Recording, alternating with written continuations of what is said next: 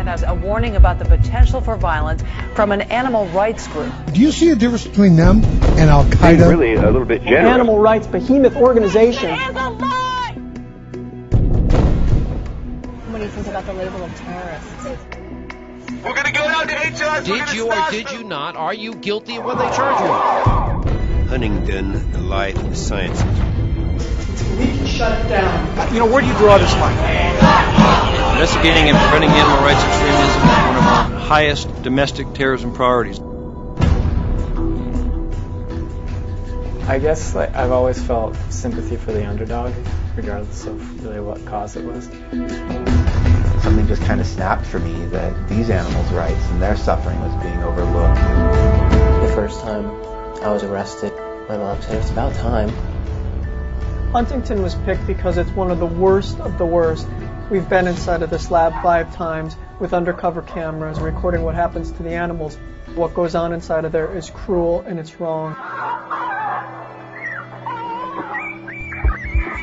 The group, which the FBI characterizes as extremist, is called Shac, for Stop Huntington Animal Cruelty. We do a lot of our demonstration organizing across the country, figuring out which targets are where and what sort of pressure needs to be put on them. And we start going to the companies that Huntington needs to survive, but are companies that don't need Huntington.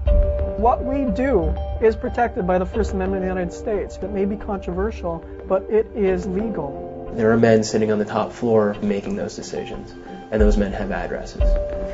They're a huge company, they're extremely powerful, and a grassroots campaign with no paid employees had brought them to their knees. From Citibank, Merrill Lynch, Charles Schwab, E-Trade, HSBC have all dropped their investments in Huntington. Changes aren't going to come about because of legislation. They're not going to come about because of polite letter writing campaigns. They're going to come about because a small group of angry, dedicated people were willing to go out and exercise their rights and push the envelope.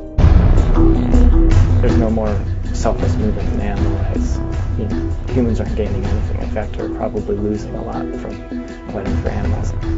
They're violent, they're terrorists, they're this, they're that. No one has ever been injured in an action carried out by animal rights activists. I've been, punched and hit before by vivisectors. I've had a guy swing a metal pipe at my head. I've had guns pointed at me. I was hit about 40 to 50 times, and I was charged with a felony assault on a police officer.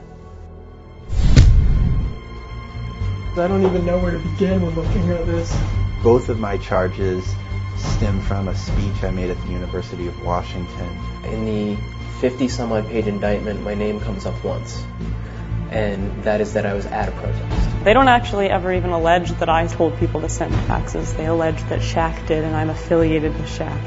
I'm indicted on a charge of animal enterprise terrorism for utilizing the internet with intent on causing economic damage. Last year, the Senate Judiciary Committee met to deal with the Shac problem. Part of me wants to believe that justice will prevail. They comb through all your personal things. They take it for years at a time. They listen to your phone calls, to your mother, to your partner, to other friends. They're creating case law that will say that a legitimate form of boycott, a legitimate form of protest, criminality, still would be considered to be illegal. We always have somebody in our house 24 hours a day to protect our computers, to protect our files. So the FBI can't do the same thing to us that they did to so many other social justice movements. I don't think this necessarily has to do with animal rights.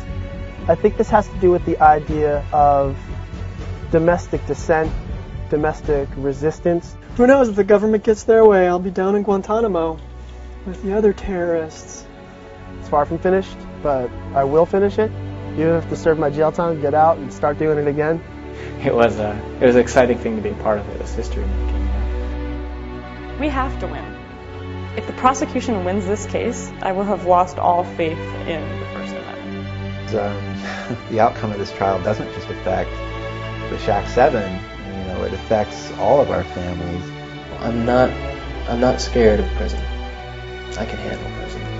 I have to move my whole life out to New Jersey and drop everything that I had going and go on trial at a federal court. I don't get to see my baby anymore.